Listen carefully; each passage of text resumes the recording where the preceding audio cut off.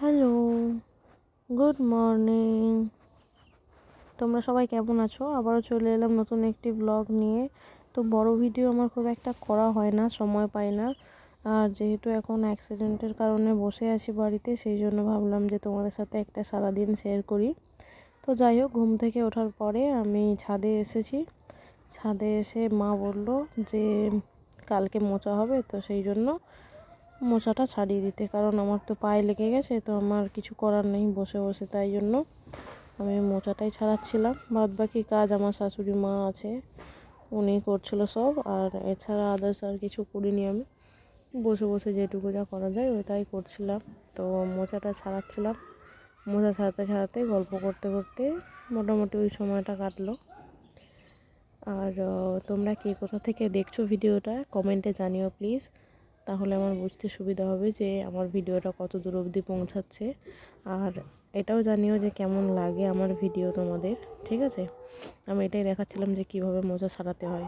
আসলে মোজা থেকে ওই একটা লম্বা মতন কি থাকে ওটা, আর একটা নৌকার মতন একটা অংশ থাকে, ওটা ছাড়িয়ে ফেলে দিতে হয়। কারণ কি, ওটা সেদ্ধর সময় খুব অসুবিধা হয়, তো ওইটা যাতে না হয় তার জন্য ওটা ছাড়িয়ে নিতে হয়। সেটাই আমি তোমাদের সাথে দেখাচ্ছিলাম আর কথা বলছিলাম। কথা বলে বলে কাজটা কমপ্লিট করলাম।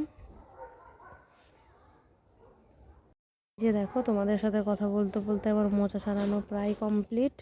এবারে তোমাদেরকে দেখিয়ে দেবো যে ছাড়ানোর অংশটা কতটা ছাড়িয়েছি, কতটা ছাড়ানো হয়নি, ঠিক আছে? এটাই তোমাদেরকে দেখাচ্ছিলাম। আর ওই যে দেখো ছোট্ট একটা আছে না, ছোট্ট কুড়ির মতন, ওটা খুব সুন্দর, ওটা ছাড়াতে হয় না, ওটা বটি দিয়ে কেটে নিলেই হয়ে যায় জাস্ট। তো ওটাই তোমাদেরকে দেখাচ্ছিলাম। আর তারপরে চলে এলো সকালের ব্রেকফাস্ট। আজকে আমি তো বাইরে থাকি, তো সেই হিসাবে আমার নিজে করে খাওয়া হয় না চাউমিন অতটা। তো বোন আজকে চাউমিন বানিয়ে দিয়েছে, খেলাম সকালের খাবার। তারপরেই চলে এসেছি নিচে, এবার করতে হবে চান। তো এটাই দেখলাম, এই ঘরটায় না ঢোকাই হয়নি, ঢুকে দেখলাম যে মা কত সুন্দর গুছিয়েছে বাড়িটা। তারপরে দেখতে দেখতে চলে এলাম, চানের সময় হয়ে গেল, তো চান করব, তার জন্য জামা কাপড়গুলো গুছিয়ে নিয়ে গেলাম বাথরুমে। ঝটাপট চানটা কমপ্লিট করলাম। চান করতেও কি কষ্ট, কি বলবো, হাঁটুটা তো পুরো ছড়ে গেছে, তার জন্য চান করতেও খুব কষ্ট। দেখো এইখানে আমার চান কমপ্লিট। চান টান করে বাথরুম থেকে বেরিয়ে আবার যাব হচ্ছে ছাদে। তার আগে তোমরা দেখো যে শীতে যেটা নর্মালি স্কিন কেয়ার লাগে, ওটাই নর্মালি স্কিন কেয়ার করছিলাম আমি, সেটাও তোমাদের সাথে শেয়ার করলাম। যে শীতে হোক, আমি না ডার্মাকোর প্রোডাক্টই ইউজ করি অ্যাকচুয়ালি। আসলে ওই ডার্মাকোর প্রোডাক্টগুলো না আমার স্কিনে খুব সুন্দর মানে হয়ে গেছে, অ্যাবজর্ব করে নেয়, আর আমার স্কিনে শ্যুট করে গেছে ডার্মাকোর ময়শ্চারাইজার আর ডার্মাকোর সানস্ক্রিন।